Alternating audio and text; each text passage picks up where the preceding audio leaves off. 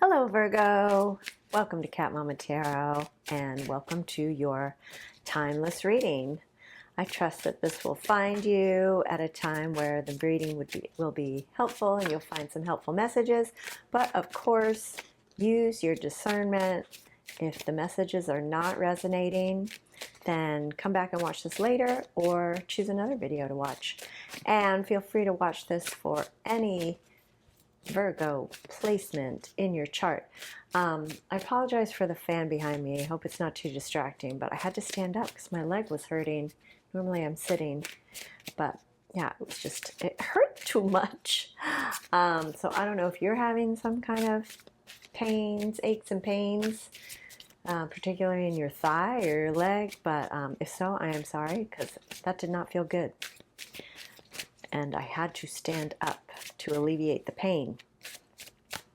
So, that's interesting. Itchy nose. Perhaps there's a message in there in terms of the need for you to stand up to alleviate some kind of pain. Interesting. All right, Virgo, let's dive in here and see what messages we've got for you. We start with bravery. Well, that's required to stand up, isn't it? Explore your inner wild places. We've also got, and that's card number 5, we've also got Moon Lore, which is another 5, 23, Ebb and Flow, and New Beginnings, 24, which is a 6. So there's a little bit of a progression here. Take a fresh look at life. And at the bottom of the deck here, our underlying oracle message is letting go, number 21, emotional release.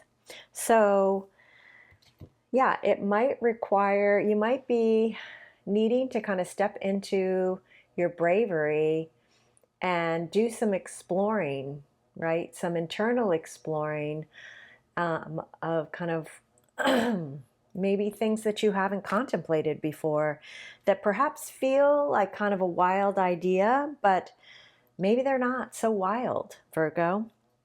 And by allowing yourself, to explore those ideas or ideals that seem kind of wild, and kind of flow, allow your mind to flow, ebb and flow, you might land on something that actually, could have seemed wild in the past, but doesn't seem so wild anymore, and could actually provide you with some sort of new beginning, some kind of fresh perspective.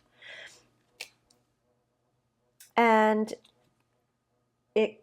this process here could enable you to maybe let go of something, have some kind of emotional release, or for others, it could be that by letting go, allowing yourself some emotional release, that is actually going to enable you to go through this process, right? Because if you're holding on to something, that can kind of cloud your mind, that can kind of limit your ability to kind of explore your inner wild places.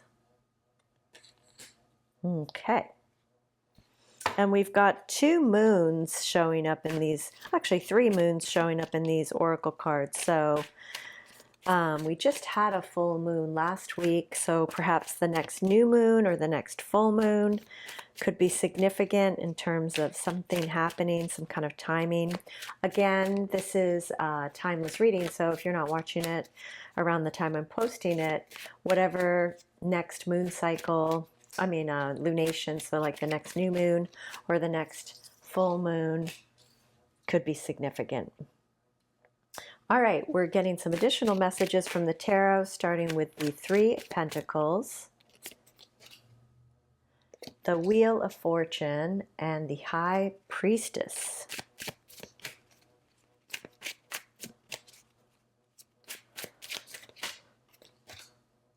We also have the 10 of Wands, the 8 of Pentacles at the heart of your reading, which is actually Sun in Virgo, the 7 of Cups, the Ace of Cups, the Five of Wands, and this one wants to come out, and the Knight of Wands. All right, at the bottom of the deck, we've got the Nine of Swords. Okay, so what I'm getting right off the bat here with this letting go and the Nine of Swords is that perhaps you've been in your head in a way where you're kind of feeling anxious, you're feeling worried, you're feeling some fears. And generally speaking, anxiety, worry, fear is taking us to the past, is taking us to the future, but it's having us completely ignore the present, right? I mean, obviously, unless you're in some kind of dangerous situation or scary situation, but oftentimes the Nine of Swords is really speaking to fears and worries and anxiety that relate to the past or the future. And what's needed is a getting into the present, a getting into this moment and seeing that, oh, I'm okay, I'm safe. You know, this isn't happening right now, right?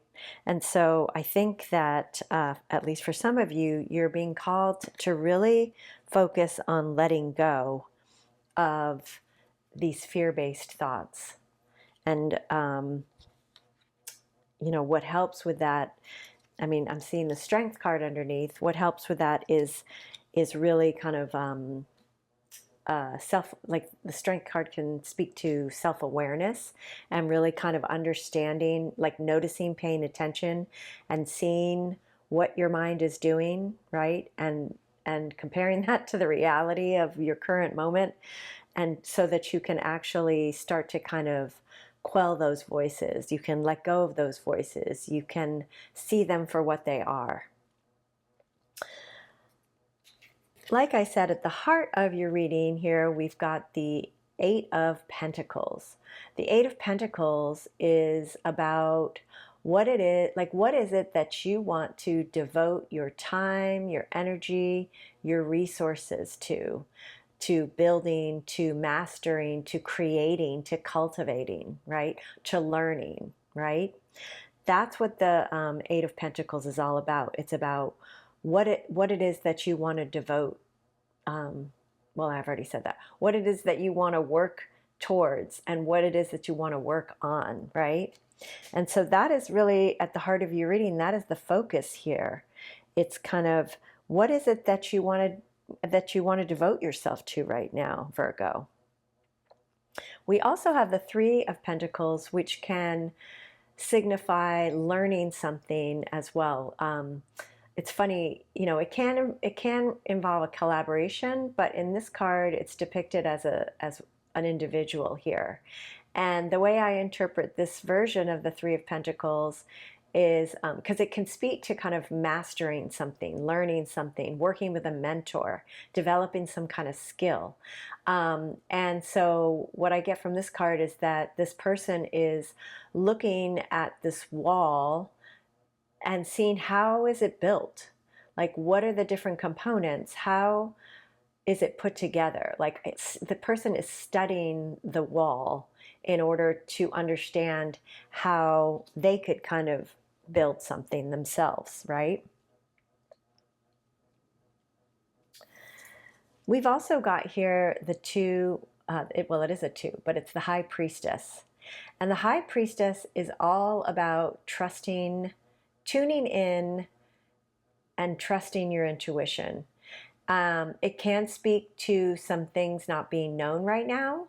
So there is a need to go inward and to kind of listen to the guidance that you're receiving from your intuition, your higher self, spirit, universe, God, whatever it is that resonates for you, right? But there is a need to kind of quiet the mind so that you can actually receive the guidance that is meant for you, that is going to enable you to turn the wheel of fortune in your favor, right? That's going to the Ten of Wands, the ten that I keep wanting to call these majors the 10 of something, but this is just the 10. It's the Wheel of Fortune. The Wheel of Fortune speaks to inevitable change, right? So if we can focus on what it is that we want, right, kind of at the center, putting ourselves in the center of that wheel versus on the outside of the wheel where we would feel things a lot more, where it would feel a lot more disruptive, a lot more chaotic, right? We really want to focus on putting ourselves in the center, centering ourselves. Kind of if there's stuff going on around you that feels chaotic, that feels, there's a lot of change, or it feels hard, it feels chaotic, it's really helpful to put yourself in the eye of the storm, right? Quiet that mind and focus on what it is that you want to be building here. And how can you do that, right? Versus getting spun around, right? In the chaos, right? The focus, right, is like doing the work, right? Focusing on the work. What is it that you want to commit to? What is it you want to devote yourself to? Not getting spun around by the wheel and the chaos that may be around you, right? It's also important that you lighten your load, right? Because if you're kind of tuning into all this chaos, you may be kind of carrying more than you should be, than you need to be carrying, right? And that could be creating a sense of burden, a sense of overwhelm that could be contributing to these fears, these anxieties, these worries, right? So you're being encouraged to really focus on what are you responsible for and what do you not have to be responsible for? What can you put down? What can you delegate? What can you, are you taking on responsibilities for other people? Whatever the case may be for you, it's really time to lighten your load. It's time to lighten your load and not be taking on more than what is yours, so that you can really focus on doing what it is that you want to do, building what it is that you want to build, creating what it is that you want to create. Because when we're taking on too much stuff, when we're getting caught on the outside of this wheel and getting thrown around by whatever's going on around us, it can create confusion, Seven of Cups. It can create instability, right? Where, we just feel like there's a sense of instability, there's a sense of burden, there's a sense of confusion. So again, we want to quiet the mind, we want to go inward, we want to focus inward, we want to focus on what it is that we want to be developing and building right now. We want to focus our energy and attention on doing the work that is going to create whatever it is that we want. We also need to attend to ourselves, and love on ourselves, fill our cup, take care of ourselves, do things for ourselves. Really, I keep hearing love on yourself, love on yourself. This person, it's very interesting, this rendition of the Ace of Cups, because it's very different from a lot of Ace of Cups. I think this person isn't used to loving themselves. It's like, what? Me? Deserving of my love? Huh? Yeah, damn straight. Exclamation point, exclamation point. It's critical. It's critical to really take time out to relax, do things that you love, give yourself things that you love, whatever that looks like for you, to really love on yourself, fill your cup, love yourself. And it's like that oxygen mask analogy, right? In order to be of service to others, which, hopefully we all want to be of service in some way, you got to put your own mask on first. First. It starts with you. It starts with you.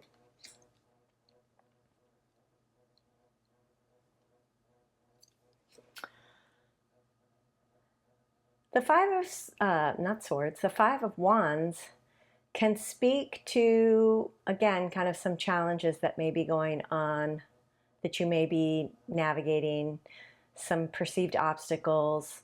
But ultimately, the Five of Wands is here to tell you, to remind you, to help you understand that perceived challenges, perceived obstacles, perceived barriers, in fact, are actually training ground. They are opportunities for learning, opportunities for growth, opportunities for the kind of learning and growth that is needed to move forward in a way that benefits you, in a way that enables you to not get caught up in the same old patterns, like, or rather triggers, right? Because sometimes if we haven't learned the lesson, we end up kind of repeating it in different ways. It's kind of that same lesson and it just looks different, but it's ultimately, the lesson is the same. So once we can kind of see this challenge, this obstacle, whatever, fill in the blank, as an opportunity for growth, as an opportunity for learning, and kind of say, well, what can I learn from this? What could I learn from this experience versus like, why is this happening? Right? That is going to enable you to kind of move beyond the lesson so that, it may come up again, but at that point you'll be like, oh yeah, there that is again. I know how to navigate that. You know what I mean?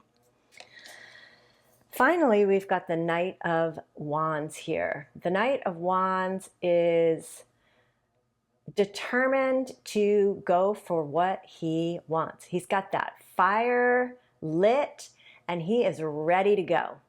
The Knight of Wands also, beats to or marches to the beat of his own drum, right? He does what he wants based on what he's passionate about, what he's inspired by. So you're really being encouraged to go for it. Go for what you want. I think, the Knight of Wands absolutely exudes bravery, right? Right?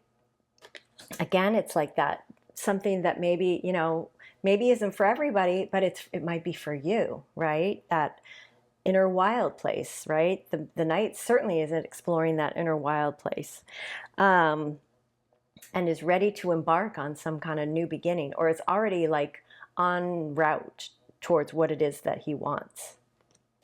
I'm just looking at the other cards to see. Yeah, and notice the flowers growing around him, right? So this is something beautiful. I don't feel like he is setting fire to that, right? His wand is actually growing flowers, right? There's growth emerging from this wand that he is pursuing, this inspiration, this Ace of Wands that he's holding. The only cautionary tale with the Knight of Wands is to kind of, the Knight of Wands can get too fiery, right? If the Knight of Wands is a little impulsive, is a little reckless, is a little,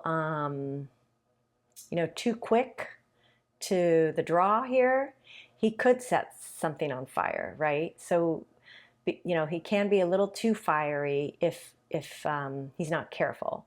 So you also want to be a little bit careful with your fire there. Don't burn anybody. Don't burn anything along the way.